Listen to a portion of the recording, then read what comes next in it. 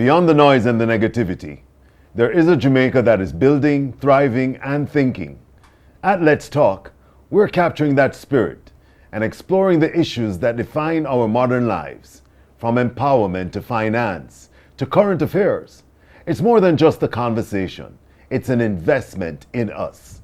This is Let's Talk.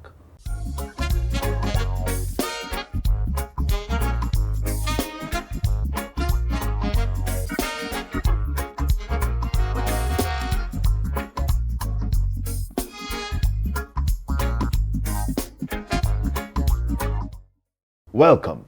I'm David Henry, your host of Let's Talk, where we're bringing you the stories that matter.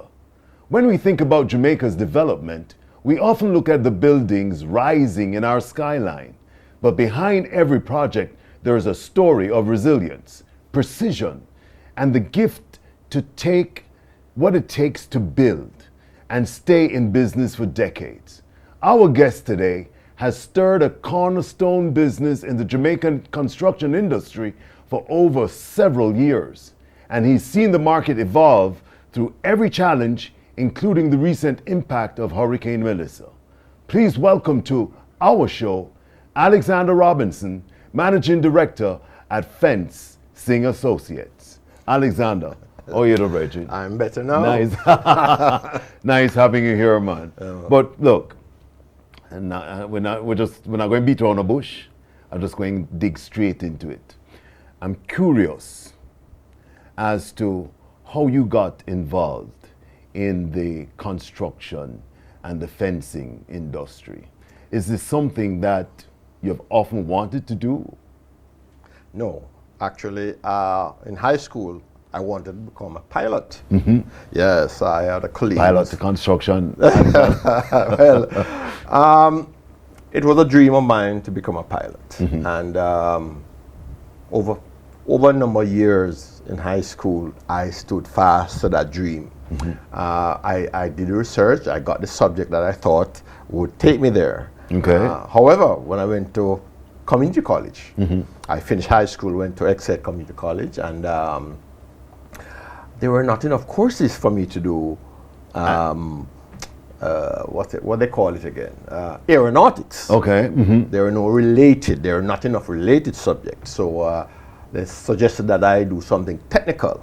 Mm. And because I love technical drawing, I was a natural. Mm-hmm. I didn't want to do it, but when I did it, when you had no other choice, right? I did it well. All right, beautiful. And I applied for CAS, College of Arts, Science and Technology, mm-hmm. and I got accepted, to the architecture of all things. And when I got there, wow, it was an eye-opener.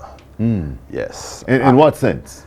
In terms of the information that was thrown at you. Mm-hmm. There's so many things that you needed to know. Right. And we left a system in schooling that you were given the information. Right. Now you're told, go find it. Mm-hmm. Mm-hmm. They told you where to look, mm-hmm. and then you go find it and put it together. So it was interesting. Okay. And then I changed from architecture. It was a fully loaded course, and we shared classes with those who were doing a quantity surveying course, and that was not fully occupied. Right. And I transferred mm-hmm. from architecture to quantity surveying, and it was a dream, because there I didn't know much about quantity surveying, but when I got there and was taught the thing that I needed to know about quantity surveying, I said, wow, this is more interesting. Now I'm forced to know how buildings are built, what components put into build, and what they cost, and how it is useful in construction industry. So not to cut you, but the dream for being a pilot then went? Oh, that disappeared. on entry to CAS, it disappeared. Really? Yes, I fell in love with construction. Because it was, as I said, it was an eye-opener. Right. And in my research, I found that there's so many things I don't know, so many things about what I see every day I didn't know much about. Okay. Build, how it stood up, what have you. So it was an eye-opener. And I completed mm-hmm. the diploma course in quantity surveying. Okay. Right. And I left CAS at the time, mm-hmm. and I sought employment in 1983, boy. the construction industry was not doing very well. No, okay. not at all, not at all. And the first job opportunity that came my way was in fencing. Okay, because I was just about to ask you, so how do we move from construction to fencing? Right. You know, and you having this love for being a quantity surveyor. Boy, I tell you, well, my class that left CAS at the time, not many of us found employment immediately upon exiting. So when the opportunity came for me to be employed, I jumped at it with both hands, and it was in fencing. And because fencing was related to construction, it wasn't so bad. But before you know it, in less than a year, I became the operations manager at that outfit. Okay, cool. And I've been in fencing ever since. So fencing now became the bread and butter. It became the bread and butter. And out of the fencing, you went straight back into construction. Went straight back into construction because when CAS made the transition to university status, to University of Technology, right? I was among the first to jump on board. Okay. So I was in the second batch that graduated with a degree of construction engineering and management.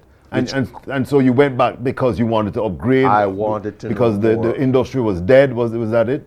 The industry was growing. Okay, at the time. At the time. And I wanted to jump back in and learn more to prepare myself for the opportunities that may come around. Indeed. So while we're doing fencing construction, I was still doing renovation with colleagues of mine. Renovation. So I was still in and around the construction services. Okay. Right. Okay. So when I completed the degree course at University of Technology, I jumped, continued in the construction services and fencing.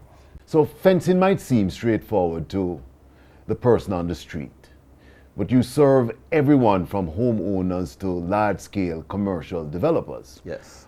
How do you approach the vastly different needs of those clients while maintaining the same standard of excellence? All right. So we basically satisfy our clients' needs.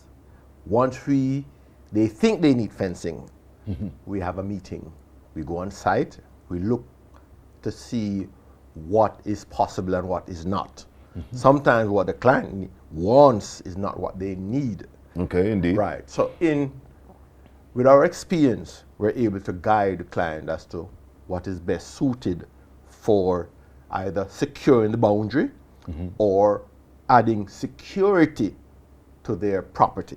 So what you'd say then that fencing is not just about putting up a wall and structure. It's not about boundary only. It's not about boundaries only. What is it about? It's about security. The main Right. That's the main it's the issue. first line of defense to somebody breaking into your house. Right.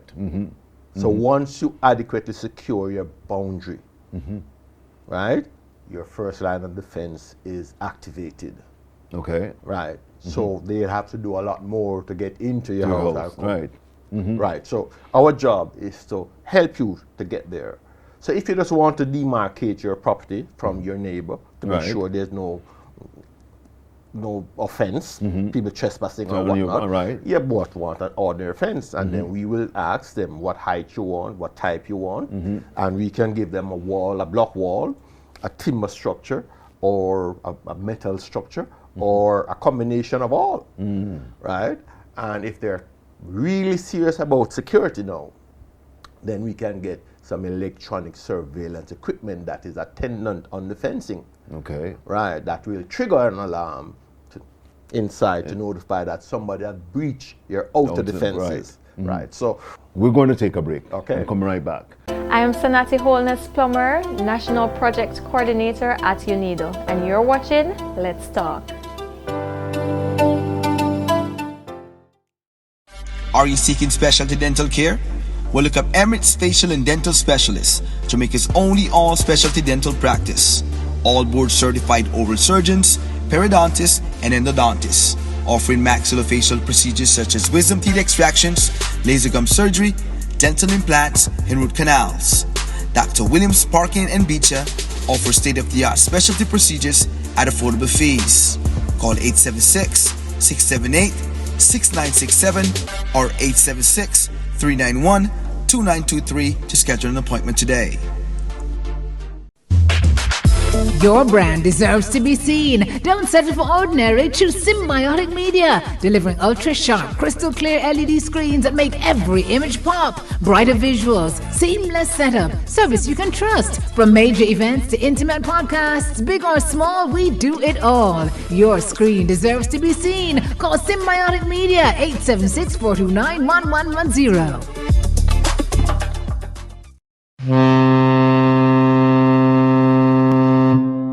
What great stories do you want to tell today? We are your storytellers. We are Digital Video Concept. If you come to Jamaica and you want to have the best shoots ever, you have to call Digital Video Concept. Producing extraordinary imagery with high-definition cameras on the ground and in the sky. Excellence is in our nature. Call us today for all your video storytelling need. None of this would be possible, of course, if we didn't have our partners at Digital Video Concept. Are you ready? We are ready. Let's go!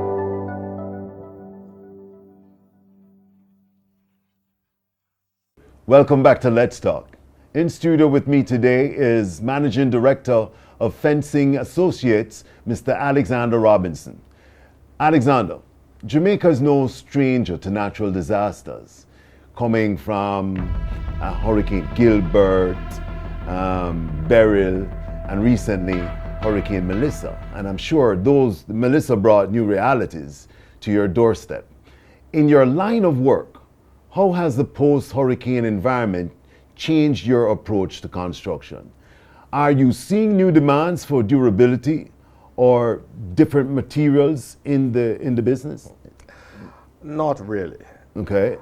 I'm seeing that we have not learned from our mistakes. We have had many experiences with hurricanes that have devastated this country. That's but all. we have not done the right thing. We keep saying the right thing, but we're not doing the right thing. That's a strong assessment.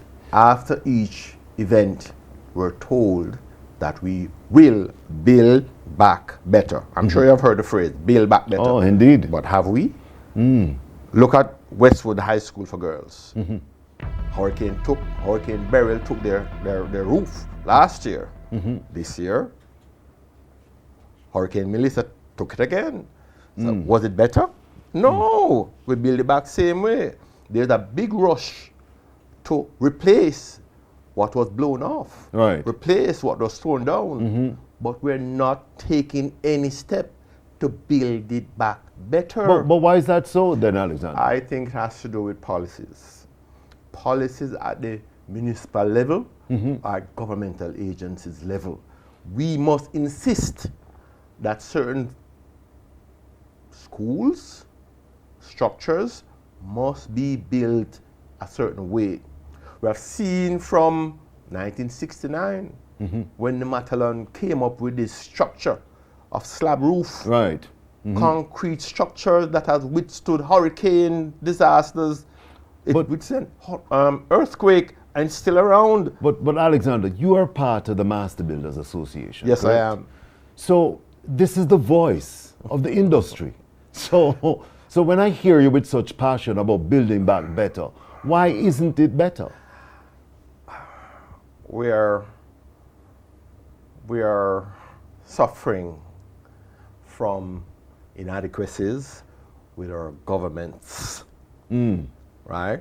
Past and present government fail to instruct our technocrats to uphold minimum basic standards.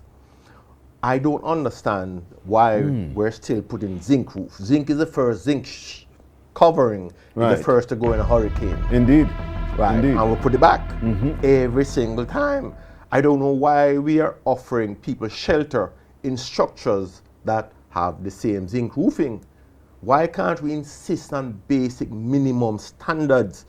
So as we grow year to year, as we develop, we must insist our municipality, KCC, the parish municipalities must insist So- that no building will be approved without certain basic standards. So it's all about policy and All mandate then. about policy. We have to instruct our policymakers that minimum standards must be achieved and attained, must be attained and maintained. Right? Every year there's a hurricane season, we know. Right, indeed. Right, so if you Hear had the about same thing that was hurricane damaged preparedness, last right, year, why you think that it's going to be any different this year? Correct. If you keep doing the same thing and expect change, why you think it's going to happen? We have to put the policies in place to protect our people from these disasters. So the insanity starts with the government. Of course. It can't be anywhere else. Strong words. And we have to hold them accountable. We have to set the standards. You know, we learned a lot, you know. Remember the earthquake that devastated Kingston in 1905 or 6. 1906. Right. Out of that, our British enslavers then, forgive me for using that word, No, that is thought that they learned they're not using bricks anymore. Just a source of bricks and mortar. They came up with steel and they came up with minimum standards for steel, and we're now building structures with a factor of safety of 6. If it wanted 1 length of steel to do the job, Right. well, we are insisting on 6. 6. So we know how to put standards in place and maintain it. So I'm saying for the same reason, we must be building hurricane-proof houses and structures, So because why- every year, So why then is it not being maintained, Alexander? I can't answer that. I can't answer that. I really wish I could, but think about it. The policies must cause us to do the right thing. Every year, people will lose lives, will lose our livestock, we lose our businesses, we lose our houses, because people don't know or don't want to know or not instructed properly on how to do this the right way. So then when it comes around to hurricane season, you have a headache every year. And we don't need it. There's a big rush to clean drains. Right. There's a big rush to do that. But then we know how to make concrete drains that you don't have to clean. It's self-cleaning. We know what to do, you know. We're trained in how to do things. Look at our roads. Let me You give know, it's funny, Alexander. You took the words out of my mouth, because I was just about to say, Alexander, what about our roads? Why is it that one section, I live close by, wherein I have seen this one particular area has been fixed at least 6 to 7 times over the past year and a half, and still it is like that every time a heavy rain comes or a downpour comes, the road just digs straight back up again. Why is that? So it's about policy, my friend, and our Comes right back governance. to it. And our governance. Over 40 years ago, we were taught how to design and build 50-year roads. 50-year mean when it's done, It's going to last. it's going to last for 50 years. Correct. And not to cut you, but that was when we had drains and all of these things. Everything. We Right. know how we were taught it at the University of Technology, formerly CAST. Right. We were taught it, so we know what to do. Our engineers locally know what to do. Right? Now, unfortunately, our politicians, they make political decisions instead of economic decisions. Okay, so it was explained to me that for the politician, it's better he makes 10 miles of mediocre road that's going to fail in a year and satisfy the communities in that 10-mile stretch than make 3 miles of solidly good road that's going to last for 50 years. The voters in that area are smaller, less numbers. So that's it. That's the political decision that they make. But I'm saying... Hold on, stop. Right. Alexander, hold that thought. Hold that thought. Holding. Because we're coming right back. We're just going to take a break. Let's Talk will be right back. So there are a lot of vulnerable populations in Jamaica. Businesses that are very vulnerable, they don't have the support. Communities that are very vulnerable, youth, just people in general. If the work that I do is able to reach and significantly impact just one person, just one community, just one business, then I feel like it would not have been in vain. What great stories do you want to tell today? We are your storytellers. We are Digital Video Concept. If you come to Jamaica and you want to have the best shoots ever, you have to call Digital Video Concept. Producing extraordinary imagery with high-definition cameras on the ground and in the sky. Excellence is in our nature. Call us today for all your video storytelling need. None of this would be possible, of course, if we didn't have our partners at Digital Video Concept. Are you ready? We are ready. Let's go!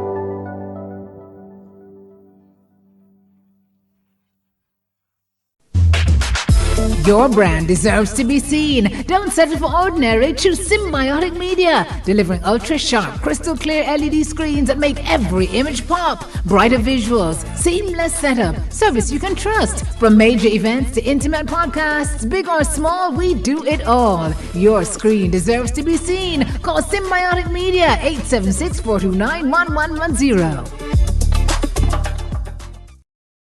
Are you seeking specialty dental care?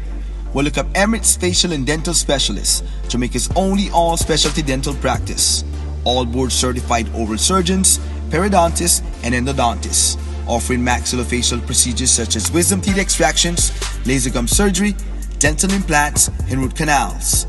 Dr. Williams Parkin and Beecher offers state-of-the-art specialty procedures at affordable fees. Call 876-678-6967 or 876-391-2923 to schedule an appointment today. Welcome back to Let's Talk. As I said, it's been a very spirited conversation with the Managing Director of Fencing Associates, Mr. Alexander Robinson. And he was just telling us about how the roads in Jamaica, the construction, not having policy and mandate to govern building back better. Alexander. Yes. I know I stopped you. Yes. But please continue to tell us about the roads. Right. So we know how to fix roads. We know how to make good roads. We know how to make roads that will last 50 years. Every consideration that goes into the design and construction of a road, we know it. So can it be that it's just political why we're not having good roads? Yes. Really? Yes. It can't be anything else, because I say we can do good economical roads. We can do a 3-mile stretch this year. We can do another 3 next year. So after 3 years, we'll get to that 10-mile stretch. Right. Mm-hmm. So everybody will be happy after 3 years. So is this so when they do the 10-mile stretch, mm-hmm. and the same electors are happy for the moment, after next year they're going to be sad. The government is going to say, but we fixed that road last year, mm-hmm. and it's not good anymore. And the money they spent already, they don't have it to spend again this year. So we suffer. So I'm saying the decision we make there, it's short-sighted.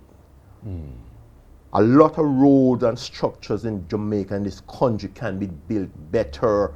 It's what we are allowed to build based on policy. If the policy is to build the best road, we have contractors and engineers who can do it. Because they've gone to school right here in Jamaica for it. Right here in Jamaica, and we know how to do, what to do, when to do. But we are, the standard has been shaped back to suit budgetary consideration. But budgetary consideration over standard? Because then you spend twice as much in the longer run. Twice? We wish it was twice. It's far more than that. Far. When you think about it, we are wasting resources that are hard to come by. You know, we must invest for the long term. Indeed. Build for the future. We must build back better. We are not doing that. All right, so And I'm glad you said that, because now you're segueing to something, because when we see the proliferation of these, what you call it, high-rise structures going up, and I've noticed that it's not Jamaican contractors who are really putting these things up. If you look around, it's mostly the Chinese who are building these things. What can go so? Why is that? Well, my answer is going to be twofold. In the first instance, I applaud the high-rise structure.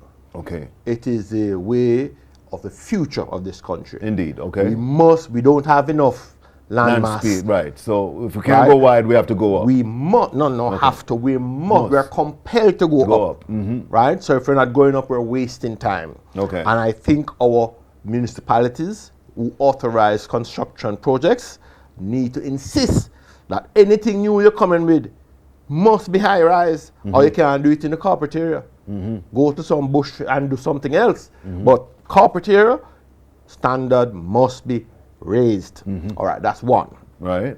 Now with the advent of our friends from China, I like how you frame that. I am concerned that most of our local contractors are losing out.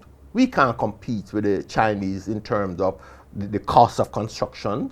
For one, they're paying wages that are less than what the norm we have set at the master builders level. It's going below the standard. Below. They are allowed to go below our standard because we're told they're not Jamaican, so they're not compelled to work with the Jamaican minimum standard of wage rate.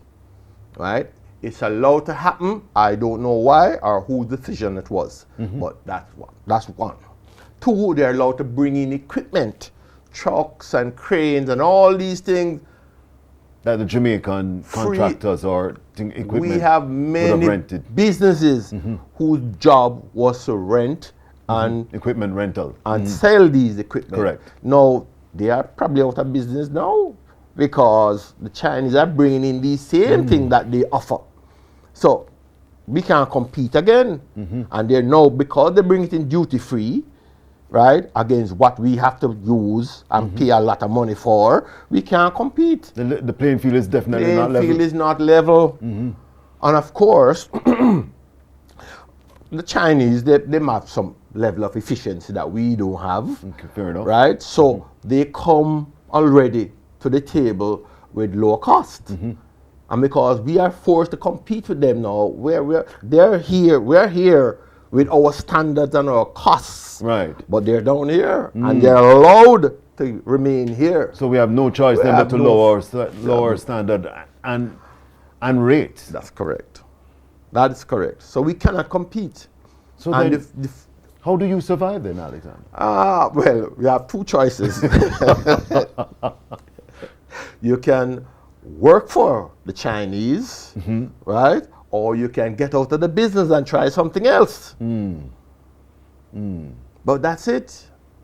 And I'm sure you're not getting out of the business. Oh no. We do construction services that not around building high rise, right? We have none of those dreams right now. Okay. But we do provide construction services in and around the construction areas. So maintenance, people have to renovate, they have to renew. So we have a niche that we can cater to. But then you have something to fall back on too, because you have the fencing. We have fencing as well. Indeed. So Alexander, with that said, what do you say to the young entrepreneur or the person looking into getting into the construction business? What would be your advice to them today? Because what you just said to me sounds very dismal. There's two things I would say to someone who wants to enter this industry. The first one is go and learn Mandarin so that you'll be able to communicate with our Chinese friends. Because it's a given that they're here to stay. They're here to stay and they are going to get the major projects in this country. Our local contractors are going to be marginalized. Nice. Right. As they are now. Secondly, I want you to focus on things that you can do in the industry that will build back better. Whatever roads, roofs, structures, we must consider things we need to do now for the future. So we must build back better. That's the key word, build back better. That's correct. So that is the specific mindset required, not just to enter, but to survive in this space now for the future to come. Yeah, that's right. The next generation need to adapt that, or we are lost. Wow, sad, but it's true. It is. It is. All right. Well, before we go, Alexander, I just want to ask just one or two questions. You know, if you could change one thing about how we approach infrastructure development in Jamaica, what would it be? We need to get more technocrats into government. We must design properly and supervise properly. We need more technocrats. Remember back in the day, the technocrats were the ones who run government. Right. So now it has changed. The technocrats are running the private sector. We need more technocrats in government. Right. In the public sector. In the public sector. We need more technical people. What is the one core value that has kept Fencing Associates operational since the 90s? I've insisted on two things: best quality and efficient response. Fast and quick response. Clients love us because they can call us at various hours, at various times, and we will respond. And we are going to respond with best quality. Even if a client demands that something is substandard as what they want, we say, boy, you have the wrong people. We can't give you that. We can't do that. That's below our standards. Service with a standard. That is it. So Indeed. Service. Indeed. They respect the fact that we respond. Indeed. Indeed. Yeah. Alexander, thank you so much for coming on the show, man. It has been a wonderful discussion. You have shown us that whether it's security, boundary, or infrastructure, it all starts with building on a solid foundation. And to everyone watching, this is what Let's Talk is about. Conversations with people who are using their skills, their platforms, and their influence to create real change. Before we go, I want to give a huge thank you to our sponsors who continue to make this show possible. Digital Video Concept, Pro Audiovisual Systems, and Lloyd's Decor and Rental. If you enjoy this episode of Let's Talk, make sure you like this video and subscribe to the channel. And remember, you can also tune in on LCBN TV UK. Let's Talk, your story, our platform. Until next time, stay inspired, stay purposeful, and let's keep talking. I am David Henry. Shalom.